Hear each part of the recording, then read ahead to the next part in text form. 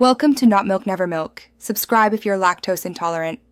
You start by validating prerequisites. Your Huawei runs Android 8, 0 or higher, and your car supports Android Auto. Once confirmed, plug in a good USB-C cable. Wired is the most reliable path. Make sure Android Auto and Google Play services are updated, then enable location and notifications on your phone. You should also set USB connection to file transfer or Android Auto when prompted. Do this now so the phone and head unit can exchange data and request app permissions immediately. Once the cable is connected or wireless pairing begins, watch both phone and car screens.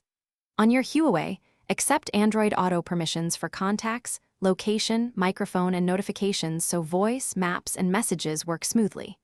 If prompted, change USB mode to Android Auto or file transfer. If wireless, enable Bluetooth and Wi-Fi and pair the systems.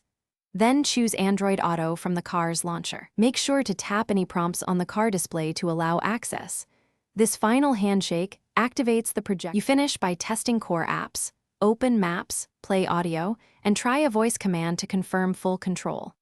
If things don't work, reboot your Huawei and the car head unit, then try a known good USB-C cable. Many issues stem from bad cables or USB ports.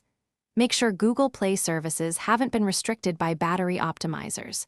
If problems persist, enable Android Auto developer options to reset app defaults or force USB configuration. But only use that if basics don't fix the issue.